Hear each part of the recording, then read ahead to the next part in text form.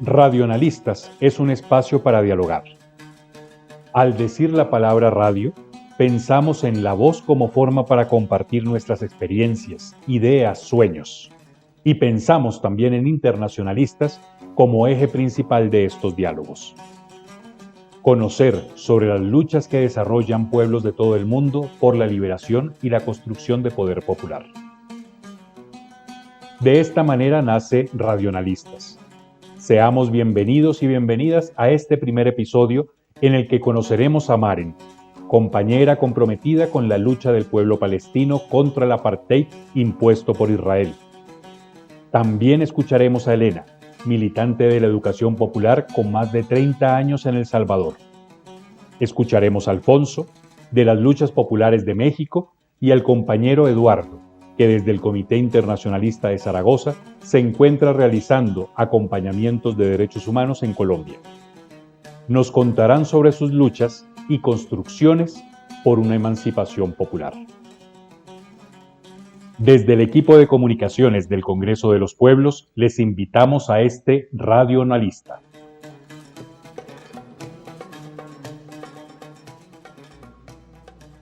Compañera Maren, cuéntanos cómo está hoy la situación del hermano pueblo palestino. En Palestina, en este momento, toda la resistencia en realidad se tiene que leer frente a lo que está pasando dentro de la sociedad israelí en este momento, que prácticamente ya pues es la segunda pregunta, donde hay esta disputa grande entre una parte del sionismo más liberal y una parte del sionismo más autocrático, fascista, fundamentalista, siempre sionista, siempre sionismo, siempre apartheid. Por el pueblo palestino esta situación, que podemos entrar más tarde un poco mejor, porque pienso es muy importante entender lo que está pasando por ahí dentro de esta lucha interna, pero lo que significa por el pueblo palestino es fundamentalmente un intensificarse de la violencia, pero de los mismos planes, de las mismas estrategias que el pueblo palestino ya conoce. Que significa que la limpieza étnica, que la colonización, que los encarcelamientos y los asesinatos de cada día están siempre más brutales. Pero en sí mismo, por el pueblo palestino, no es un cambio de tipo de lo que está pasando, solamente un cambio de grado, de gradualidad es más brutal. En este sentido, lo que está pasando en Palestina y lo que es la respuesta del pueblo palestino es sobre todo lo que se llama sumud, que es la resiliencia, la palabra árabe sumud, que es quedarse en la tierra, luchar contra la destrucción de las casas. Un ejemplo muy concreto en Masafayata, una de las más grandes, una región bastante grande de 12 aldeas que tiene que ser limpiada étnicamente completamente. Frente a las demoliciones de las casas, las personas están reestructurando las caves, se dice caves, las cuevas, para poder vivir ahí, porque es algo que no se puede destruir, pero para quedarse, para que no pueden salir. Hay evidentemente también, y pienso que este es un fenómeno muy interesante que últimamente nació, que es una resistencia a varios niveles, pero muy localizada. Que de un lado evidentemente hay un problema cuando no hay una coordinación entre los varios lugares donde hay la resistencia. Del otro ha puesto en crisis también la represión israelí, porque si tú hay un líder que puedes matar, es más fácil, pero ahí no está bien claro quién está el líder. Y este es también interesantemente una manera de construir una resiliencia dentro de la resistencia. Pero la cosa más importante que tal vez gustaría notar antes de pasar pues a las otras compas aquí, es lo que pasó ya en el mayo del 2021.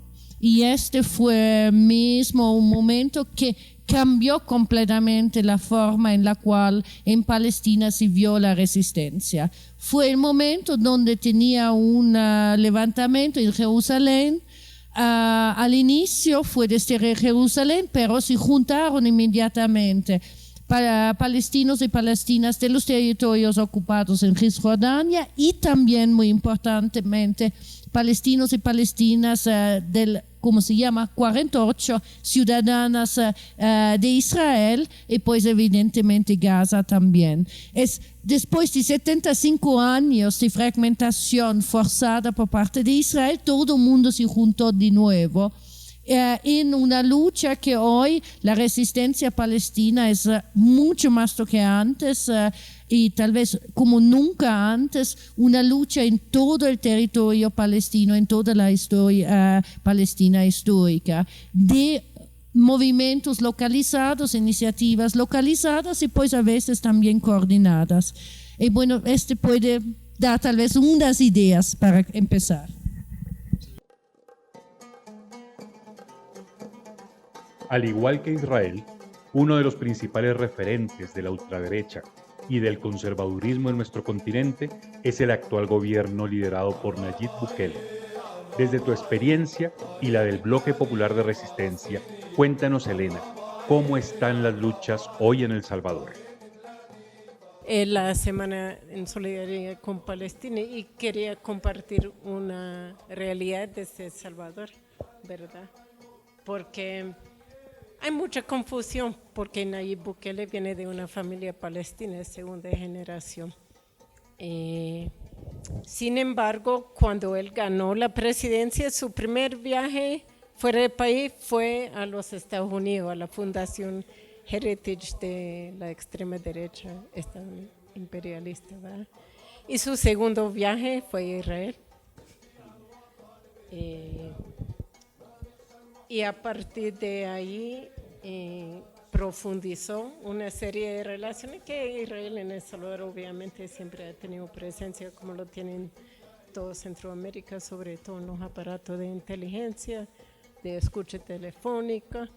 Y también nos dimos cuenta que uno de los primeros proyectos de privatización en el país desde que este gobierno entró fue la Lotería Nacional. Y no nos dimos cuenta por el gobierno de El Salvador, nos dimos cuenta por una empresa israelí que dijeron que lo habían comprado, ¿verdad? Por eso nos dimos cuenta. Entonces digo eso porque son cosas que nos unen, ¿verdad? Y que deberíamos tener claro.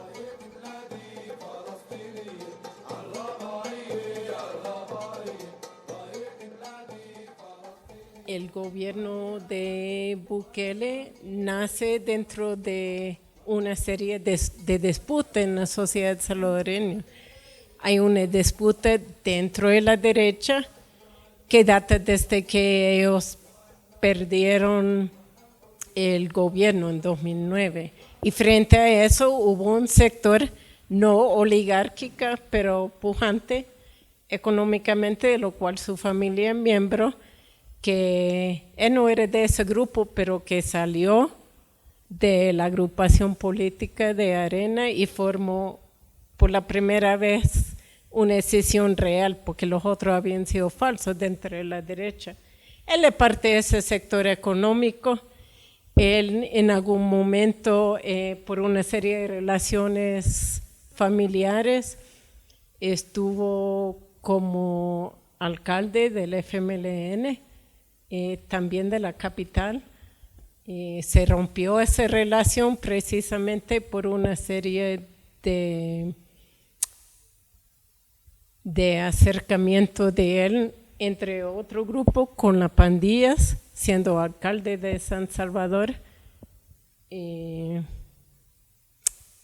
bien, gana una gran simpatía con gente que esperaban algo, quizás no sabían qué, pero algo que no tenían. Pues eso es así.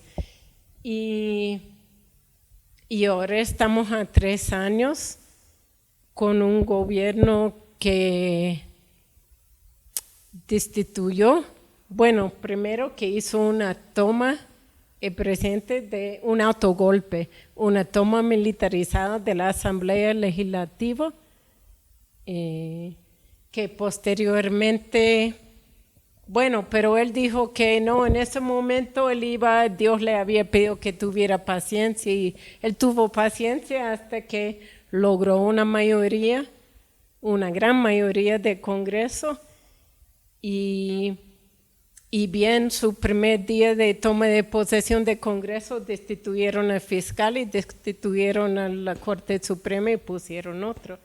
Entonces, es uno de los claves de la dictadura, ¿verdad? Durante ese tiempo realmente él tiene una serie de personajes en su gobierno que tienen relaciones con las pandillas, por lo cual el 24 de marzo del año pasado, cuando comenzó lo que decía, bueno, venía en un plan de control territorial y todos los días salía en la portada que ya se había terminado la criminalidad, ya se había terminado la pandilla, pero ese día en 3 días hubo 62 homicidios. Yo digo eso porque esto fue el argumento para un régimen de excepción. Nosotros, hay distintas hipótesis de por qué se dieron esos 62 homicidios en 3 días. Una hipótesis es que hubo una ruptura en el pacto entre el gobierno de Bukele y la pandilla y eso hizo que ellos reaccionaran de esa forma. Hay otra hipótesis, porque se ha visto cosas francamente perversas de este gobierno, como en redes sociales hablar de quemar a los congresistas cuando él no tuvo la mayoría, de fusilar a la Corte Suprema cuando él no había destituido todavía a ellos. Entonces, son algunos signos de perversidad, por lo cual también se piensa que quizá no era una ruptura, sino un acuerdo del gobierno de Bukele con la pandilla. Y una razón que se cree eso es que 3 días antes de este homicidio ya se había salido el decreto de régimen de excepción. Y él planteó que el régimen de excepción era una reacción a este homicidio. Entonces eso a nosotros nos pone mucho a pensar. También el hecho de que, digamos, la cabeza más fuerte, la dirigencia de la pandilla están ahora en México, en Guatemala, y están ahí porque miembros de su gobierno lo llevaron a cruzar las fronteras durante el régimen de excepción. Sin embargo, tenemos una situación de 1 año, ayer se cumplió, donde hay 67,000 presos en más los 35,000 que ya habían, ¿verdad? En un país de 6,700,000 gente, quiere decir 1% de la población está en la cárcel. Es un dato bastante grave. Hace poco se inauguró una cárcel que se llama un centro, algo contra el terrorismo, centro contra el terrorismo. A quienes han llevado ahí, la verdad es que no sabemos, pero ya se han mandado 10,000, no se sabe porque no dan datos, no dan nombre, pero por supuesto del movimiento popular también hay compañeros que han sido capturados, que no sabemos si ahí están o no están porque no hay información. En ese momento hubo en Argentina la semana pasada un foro de derechos humanos y FEDEFAM hizo una declaración porque se considera que la persona privada de libertad ahora son desaparecidos en El Salvador. Desaparecidos porque van sus familiares a llevarle el paquete y no se sabe si están o no están porque como ni los abogados pueden tener contacto. ¿Qué se hace para resistir, verdad? Como bloque, por supuesto, la izquierda en El Salvador ha sido en un momento difícil después de tener 10 años de gobierno y luego no tenerlo. Eso significa, por supuesto, una serie de contradicciones y diferencias que dificultan la resistencia. Sin embargo, hay una serie de organizaciones históricas que se unen, que nos conocemos, y en 2019 formamos el bloque de resistencia y rebeldía popular. No, perdón, en 2020, el 22 de enero. Y el 22 de enero en El Salvador era un día histórico porque fue el levantamiento indígena campesino en el año 1932. Entonces, hacemos la primera marcha y realmente después de la pandemia son la primera marcha en El Salvador. Y vamos al centro y somos muy pocos, 200, 300, y la gente ahí nos ofrecen balas, los vendedores, porque tal fue la popularidad de él en ese momento.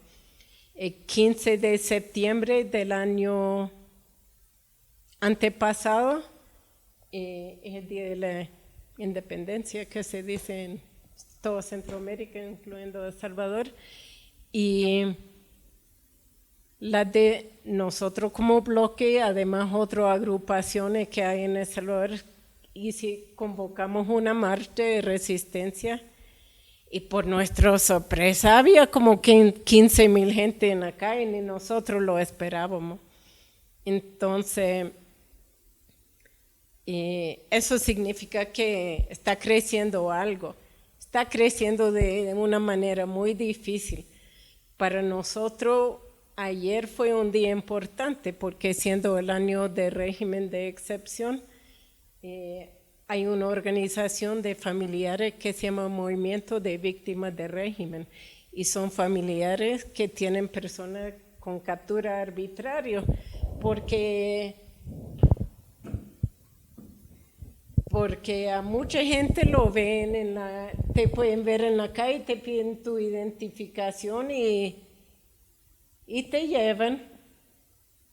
¿Por qué? No lo sabe nadie, ¿verdad? Ellos pueden decir y no dan información. Entonces, esa situación, los familiares se desesperan y son gente sin un pensamiento, digamos, progresista o de izquierda, pero son personas que están desesperados y ellos también, su primera marcha salían 50, decía la Procuraduría de Derechos Humanos, que fue un logro de los acuerdos de paz, decir, intervengan por nosotros, pero ayer eran más de 1,000, entonces estos para nosotros son signos de crecimiento. Claro, frente a un presidente que ilegítimamente ya dice que va a ser candidato para la reelección, eso es ilegal e inconstitucional en El Salvador, pero él lo ha declarado, su Corte Suprema que puso él, ya ha dicho que eso no es ningún problema en la Constitución. Entonces, claro, la resistencia para nosotros, tenemos claro que es un camino largo en este momento, que eso no es pero también tenemos claro que estamos creciendo, ¿verdad? Y para nosotros ser parte de la solidaridad internacional, tanto para afuera como para adentro, es bastante importante. En tu experiencia, Alfonso, en Casa Mictlán y la red Tejiendo Luchas, ¿cómo ven las cosas en México?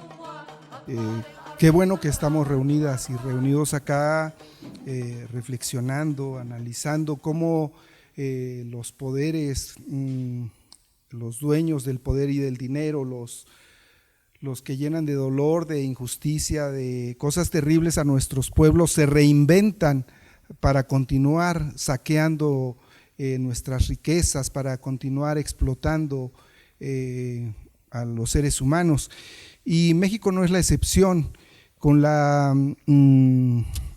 claridad que tiene la oligarquía mexicana, la derecha mexicana, ellos cultivaron por muchísimos años la supuesta vocación de izquierda, la supuesta vocación de un líder emergido del pueblo, que era muy afín a todas las aspiraciones de justicia, de dignidad, de libertad del pueblo mexicano, que por más de 70 años tuvo en el gobierno a un mismo partido.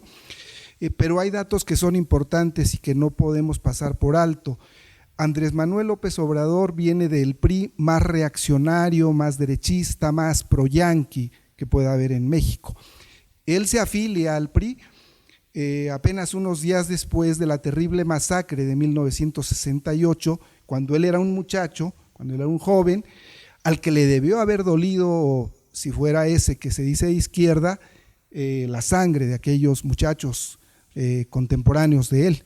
Sin embargo, en ese momento él se afilia al PRI. Eso ya nos da la catadura de lo que puede significar una persona como esa, ¿no? Durante muchos años él participó en el PRI, bueno, para muchos años, son 22 años fue miembro del PRI, y se sale por un berrinche, por un capricho, cuando él quería ser gobernador del estado de Tabasco. No le dan a él la candidatura y rompe con el PRI y se va a una izquierda democrática, una centroizquierda, y en el Frente Democrático Nacional. Y bueno, ahí viene durante muchos años y se viene incubando esa figura popular, esa figura que lucha por los derechos de la ciudadanía, por la democratización del país y una serie de cosas. Sería larguísimo entrar en todo el historial, pero a lo largo de toda esa historia, y hay un montón de documentos, ahora se dice, siempre hay un video, siempre hay un tweet, siempre hay una foto en las que él sale en innúmeras ocasiones recibiendo plata, reunido con los capos, reunido con los grandes dirigentes del país, ¿no? La derecha mexicana. En el 2018 había una crisis política, una profunda crisis de credibilidad del sistema democrático burgués, y llega a las elecciones, lo posicionan como una supuesta opción de izquierda, y ante la crisis que había en el país, en el sistema democrático burgués, le dan la victoria sin ninguna bronca, ¿no? Así con toda la fiesta democrática que hemos vivido, ahora hasta la izquierda va a gobernar acá y miren qué felicidad. Y en el discurso de entrada él inmediatamente deja muy claro para quién va a gobernar y que es para la burguesía nacional. Y ahí veamos a los datos, ¿no?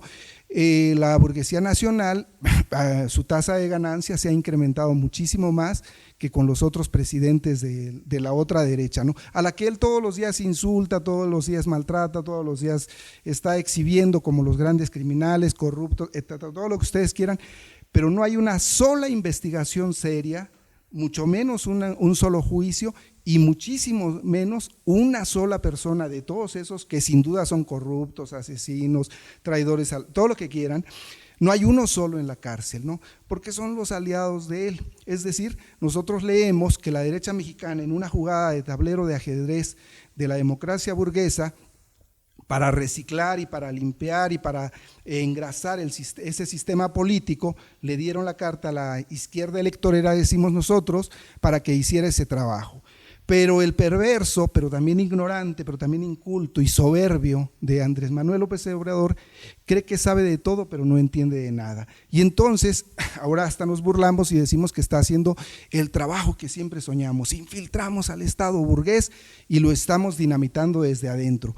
Porque entonces, lejos de estar reengrasando y poniendo en funcionamiento todas esas instituciones que costaron muchísimo construirla, de los tres poderes del Estado, el equilibrio de poderes, la independencia, la autonomía de los tres poderes, él ha dinamitado todos los días cada una de esas instituciones. Entonces, él es el presidente municipal, él quiso ser el presidente de la Suprema Corte de Injusticia y metió a una tipa ahí que se robó la tesis de licenciatura, pero también plagió la de doctorado, y ahora se quiere apropiar del Instituto Federal Electoral. Tuvo mayoría en el Congreso de la Nación, pero luego la perdió en las elecciones de medio término.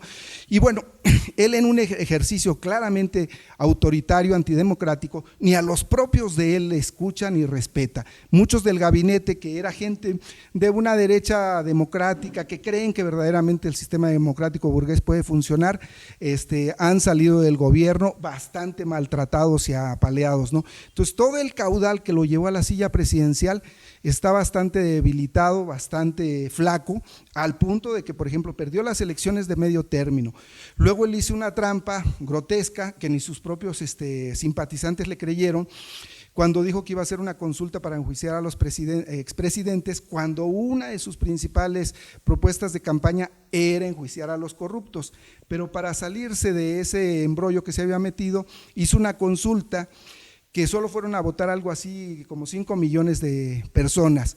Para que fuera vinculante se necesitaba que el 45% del padrón electoral, más de 47 millones, fueran a votar. Solo 5 salieron a votar.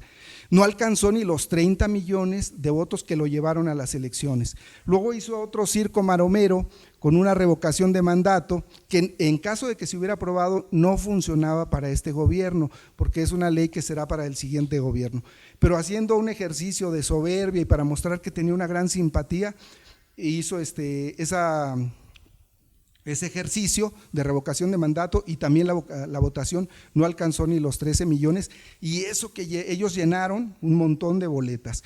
En el terreno de lo económico, la situación es catastrófica, está consolidando y profundizando el modelo económico neoliberal, aunque en el discurso y por decreto, según él, ya no vivimos en neoliberalismo, ahora ya vivimos en la república amorosa, en otra situación de bienestar. Él dice de bienestar para la ciudadanía, ¿no? Lo que sí ha proliferado, y es lo mismo que hicieron los gobiernos anteriores, son las dádivas. Ahora hay dádivas como para 27 millones de personas, limosnas, migajas, al fin y al cabo, ninguna plata que sirva para generar empleos serios, empleos bien remunerados, empleos que signifiquen dignidad, empleos que signifiquen crecimiento económico, bueno, nada de esas cosas, ¿no? Y por otro lado, la institucionalidad del Poder Judicial también ha quedado dinamitada, porque con su política de abrazos y no balazos, pues ha conferido impunidad total a todos los zampones, a todos los criminales. Eso no es casual, es la criminalidad que vivimos en el país, y que en estos días ya suman más de 145,000 personas asesinadas a lo largo de los 4 años y medio de gobierno. Es un instrumento de control social y político. Entonces no es gratuito que tenemos más de 140 y tantas mil personas asesinadas y otros tantos miles de personas desaparecidas. Los feminicidios los tenemos entre 15 y 17, y con el agravante de que es el presidente más misógino que hayamos tenido. Y mira que hemos tenido presidentes misóginos como Vicente Fox, pero como este tipo que permanentemente ha insultado al movimiento feminista, y acá la compañera también podrá dar testimonio, Marcia, que se da cuenta de lo que está ocurriendo allá, de frente contra el movimiento feminista, pero de frente contra todos los movimientos que se manifiesten por el respeto a sus derechos humanos, por el respeto a la dignidad humana, llegando a extremos tan grotescos como que llama que son grupos subversivos los padres de los niños con cáncer, a los que les quitó los programas establecidos para proveerles de medicamentos y de atención médica, y a causa de eso han muerto más de 1,800 niños. Y entonces, claro, los padres salen a pelear por los medicamentos, por la atención médica, y son grupos que quieren desestabilizar su gobierno. Bueno, hay una larga cauda de cosas que podría seguir enumerando, pero voy a decir que lo que nosotros llamamos la izquierda social, no creímos nunca en Andrés Manuel, sabíamos que era una carta oscura de la derecha mexicana para modernizar las relaciones sociales de producción, que son relaciones de explotación, y mejorar las estructuras del sistema democrático burgués, y mantuvimos la lucha de bajo perfil porque pasaba que si uno salía a decir algo, oye, pero déjalo que gobierne, si apenas empezó y todavía tiene unos cuantos días y no sé cuánto, pero la realidad se ha ido encargando de demostrar de qué se trata esa mascarada, esa emboscada que hizo la derecha mexicana. Y se han mantenido las luchas en los territorios, se mantiene la lucha feminista, se mantiene la lucha en contra de las mineras, se mantiene la lucha contra el Tren Maya, que está significando una catástrofe ambiental, una catástrofe en contra de las comunidades, una catástrofe por la depredación de las vastas zonas arqueológicas de la península de Yucatán. Hay luchas por mejoras, por reivindicaciones en el terreno de lo sindical, los campesinos también están movilizados, hay luchas por la reivindicación de la salud alternativa, de la medicina ancestral. Es decir, hay un abanico de movimientos y de luchas sociales a lo largo del país, con diferentes coordinaciones. Yo formo parte de una coordinación que se llama Tejiendo Luchas, y que son las luchas en los territorios, y parte de esas luchas tienen como centro el trabajo de educación popular, que significa la construcción de la conciencia de qué se trata lo que está ocurriendo en México, con un gobierno que, además de profundizar el sistema económico neoliberal, está postrado como nunca antes al imperialismo estadounidense, aunque en los discursos, y eso no es ninguna novedad, yo creo que más de alguno acá sabe que la derecha mexicana siempre apoyó a la Revolución Cubana.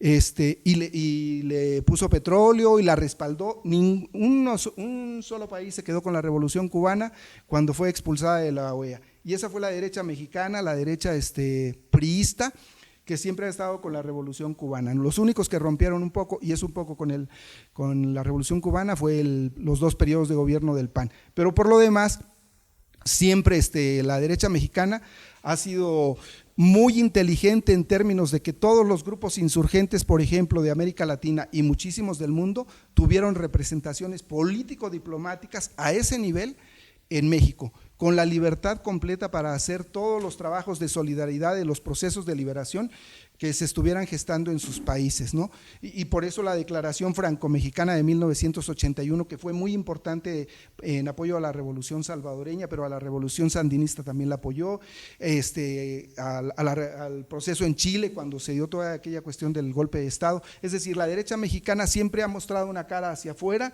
de apoyar los procesos de liberación nacional, los procesos democráticos. Entonces no es ninguna novedad, y que luego alguna gente, ay no, pues ahora que Andrés Manuel, no, sigue manteniendo lo que nosotros llamamos la doctrina Estrada, que es una cara muy bonita hacia afuera, mientras a nosotros nos está dando palo. Pero bueno, allá están las resistencias, y nosotros decimos, cortaron nuestros frutos y se los tragaron, cortaron nuestras ramas, quemaron nuestro tronco, pero nunca jamás pudieron arrancar las volcánicas raíces del pueblo mexicano, que todavía ahí está en resistencia. Europa también sufre grandes contradicciones y diferentes tipos de resistencias. En el caso concreto del Estado español, Eduardo, ¿cómo están viviendo hoy esas confrontaciones? Vale, pues a ver, yo en mi tierra, y más teniendo ahí justo enfrente además la Ikurriña, es la bandera de Euskal Herria, pues ha sido como una guerra abierta. Bueno, ahora hablo un poco del Estado español, pero como justo me has preguntado en mi tierra, bueno, una lucha abierta por la independencia. El Reino de Navarra fue conquistado por Castilla, por el Duque de Alba en 1512. Desde entonces seguimos ocupados por el Estado español y bueno, hubo un grupo armado que ya hace 10 años, ETA, se conocerá, entiendo, que ya entregó las armas hace 10 años. Desde entonces solo queda la vía política. El pueblo vasco ha tenido una represión brutal. No hay nadie que no tenga familiares o amigos que hayan sido brutalmente torturados, asesinados, enterrados en cal viva por la guerra sucia del Estado español. Ha sido, la verdad, que muy fuerte, pero bueno. Ahora sigue habiendo juventudes organizadas y todo, pero lo que digo, ahora ya queda la vía política nada más, que no parece que vaya a solucionar nada.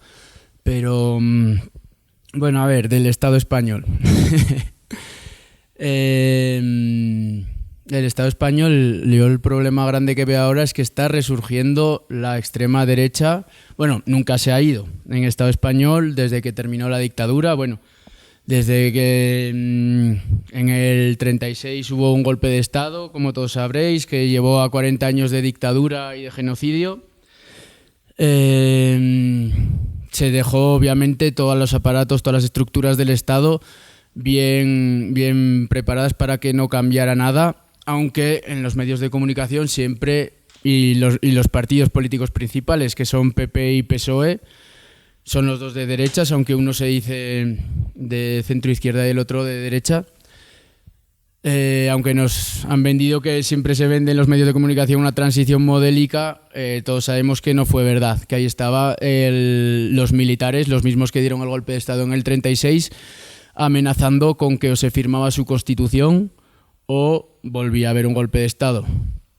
Bueno, partiendo de aquí, nunca digamos, se ha abandonado esta dictadura. Los medios o sea, toda la policía, toda la estructura del Estado, todos los jueces, policía, militares, siempre han seguido fieles a esta dictadura, a esta ideología de derecha y de extrema derecha, de fascismo. Entonces, partiendo de ahí, es la lucha más fuerte que tenemos, creo que por mucho que ahora haya un gobierno que se supone que ha incorporado a Podemos, que son el movimiento salido de la calle, pero que obviamente después se convirtió en partido político y pues fue perdiendo las virtudes con las que surgió. Bueno, pues a lo que iba, que la extrema derecha está resurgiendo, que no es resurgiendo porque siempre ha estado ahí, pero antes por lo menos se miraba mal. En los medios de comunicación, pese a que todo seguía parecido, se miraba mal. Ser franquista estaba mal visto, y cosa que ahora han retomado y ya no está mal visto. Ahora hay un partido que lo reivindica abiertamente, que tiene 52 diputados que representa la tercera fuerza política del país. O sea, es algo muy grave. Era un grupo marginal porque obviamente los franquistas votaban al PP porque es la derecha y, o sea, no van alardeando de que son franquistas, pero todo el mundo sabe que son la gente que mató a nuestros abuelos o que son, pues eso, los herederos del franquismo. Nunca hablan mal del franquismo, pero tampoco alardeaban de ello, como lo hace ahora este grupo, que como digo, es la tercera fuerza política. Este grupo, además, o sea, Vox, se dedican también a meterse o sea, los medios de comunicación son los que les han aupado a llegar hasta donde están. Ellos han tenido, creo que al mismo jefe de campaña que tuvo Trump, toda esta gente de los bulos, las fake news, todo este estilo de comunicación que hace el lavado del cerebro al pueblo, le da la vuelta a todo y es algo exagerado porque tú vas por los bares, por los obreros, la gente les apoya, hay mucho pobre que está con ellos porque ellos se venden como el partido de los trabajadores, el partido de la gente normal.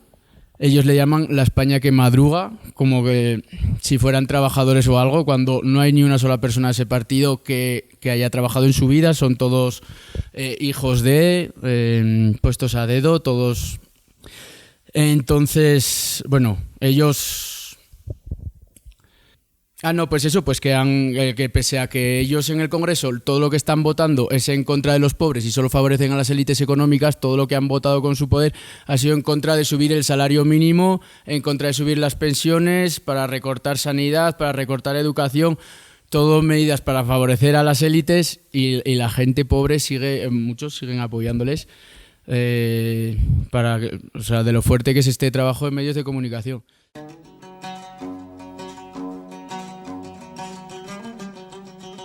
Frente a estas miradas muy rápidas de las diferentes violencias que viven nuestros pueblos, ¿por dónde vemos los retos, las proyecciones, el qué hacer como resistencias populares. Primero, creo que sí, la gran lección de los últimos 50 años es que los procesos son dialécticos, no son unilaterales, porque antes se creía así, ¿no? Que se ganaba y de ahí parar y nunca, pero claro, porque son dialécticos, porque la derecha se mantiene, los intereses se mantiene, el imperialismo se mantiene, ¿verdad? Digo eso porque quizá no estamos de acuerdo con solo ver el ombligo y dónde están los pedazos malos de nosotros, pero también lo hemos pasado 3 años haciéndolo, ¿verdad? Yo digo eso porque el gobierno de frente era nuestro gobierno, era el gobierno de la vía campesina, ¿verdad? Todos éramos militantes del FMLN y con mucho honor y mucho orgullo y lo seguimos siendo, ¿verdad? Y por supuesto hemos pasado 3 años respondiendo a eso. Pero una cosa que tenemos claro que es un desafío siempre es realmente cómo se aprovecha tener el gobierno para poner la correlación de poder a favor de los pueblos. Porque nosotros pasamos muchos años, dicen, pero no tenemos correlación para tal cosa. Sí, pero no tenemos correlación para tal cosa, ahí pasamos muchos años, ¿verdad? Entonces eso es un reto, ¿verdad? Y para nosotros, por ser sintético, porque si no, y si nosotros hemos pasado 3 años en eso, puedo extenderme bastante. Para nosotros en este momento es un reto, por un lado, dar respuesta a eso, pero no poner todo nuestro esfuerzo a esa altura en eso y no ver la situación de dictadura que estamos viviendo, que por supuesto están vinculados. Pero para nosotros, como salir de la autoflagelación es también un reto para nosotros en ese periodo. Y el tema de la unidad de la fuerza de izquierda también es otro reto que por supuesto está vinculado a su pregunta. Y lo malo de que las cosas estén así tan, en México se dice tan de la chingada, es que adelante se pone peor. Y peor quiere decir, peor, más mal que peor, ¿no? Pero eso al mismo tiempo está bueno, porque nosotros en esta vocación de esperanza irreductible, vemos con muy buenos ojos que la crisis sistémica a nivel general está jugando a favor del empeoramiento de las condiciones objetivas, materiales, en contra de las mayorías, pero no así las condiciones subjetivas, ¿verdad? Que son las otras que necesitamos. Pero que ahí sí tenemos la posibilidad real de desarrollar procesos, de empujar procesos, y que es justamente lo que se mantiene en México. Allá desde hace un buen rato, un buen número de fuerzas, no hemos creído en la vocación democrática del capitalismo y entendimos que tiene como demasiada flexibilidad inclusive para darnos chance de que llegue la izquierda al gobierno y de que sean ellos los que gestionen, administren las contradicciones fundamentales del sistema opresor.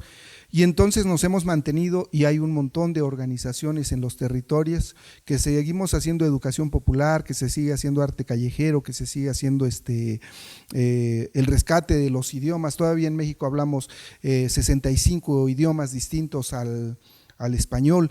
Hay una gran red de medicina ancestral y alternativa, con escuelas realmente prominentes, con gente que desde allá está rescatando todos esos saberes, y que en sí mismos no solo es la sabiduría ancestral en términos de medicina, sino cómo se hace también la agricultura de esa medicina, que es la cultura de esa medicina, que va con música, que va con los viejos instrumentos prehispánicos, que va con otras formas de hacer política, que no son las formas dominantes de escogemos un presidente, un secretario, no, es la asamblea. Y entonces ahora hay muchas autonomías, están las autonomías de los caracoles zapatistas, pero no solo ahí, hay en otros estados de la República autonomías serias a donde no hay estado Estado. Por ejemplo, si ustedes se buscan la comunidad de Cherán en Michoacán, ha resuelto la mayoría de los problemas que tiene en el orden del día todos los municipios, pero que ahí no. Y por vía de la Asamblea Popular comunitaria se han resuelto los problemas de la limpieza, los problemas de la seguridad pública,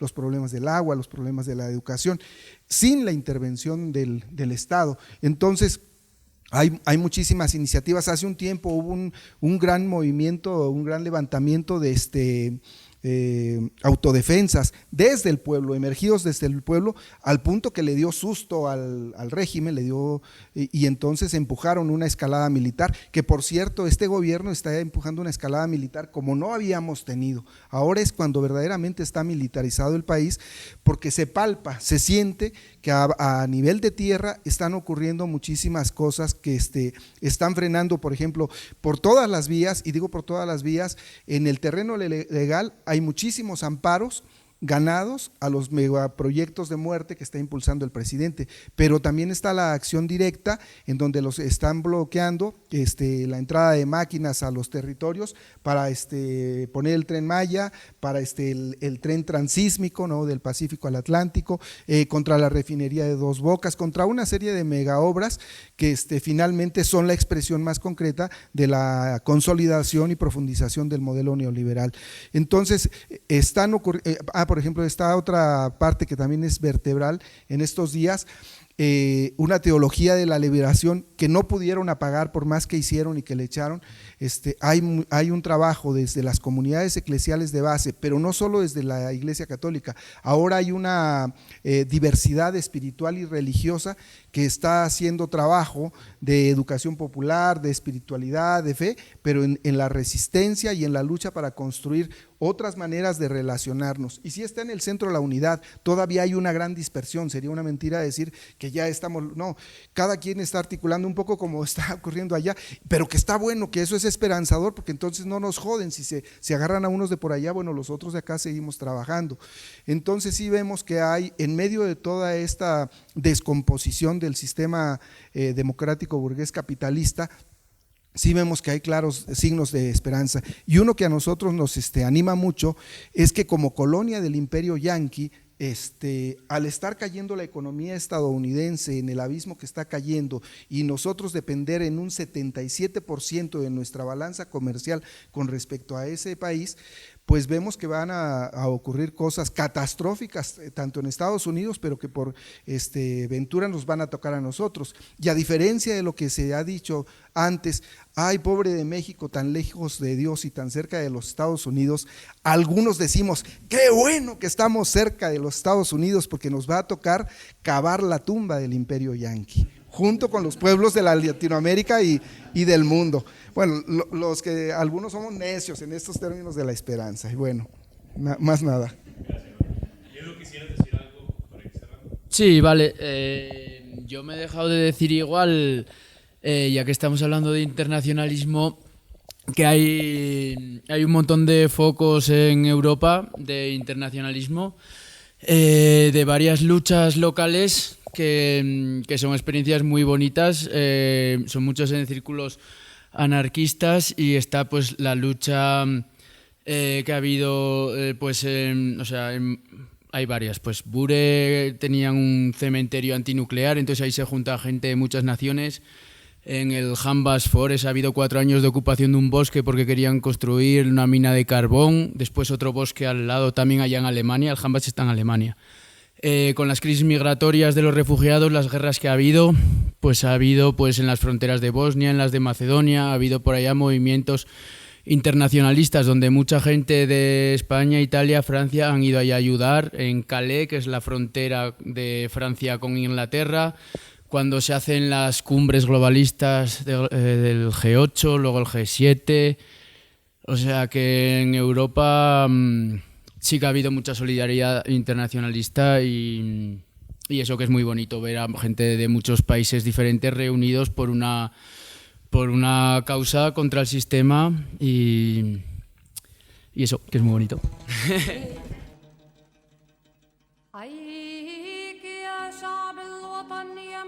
Este diálogo que les presentamos apenas es un abrebocas que requiere seguirse profundizando en la lectura de las luchas que hoy se han mencionado y otras luchas que en el mundo vienen desarrollando diversos pueblos hermanos. Les invitamos a compartir sus reflexiones, aportes e ideas para otros diálogos en Radionalistas. Diálogos y debates que sirvan para nuestra formación política como pueblos en lucha.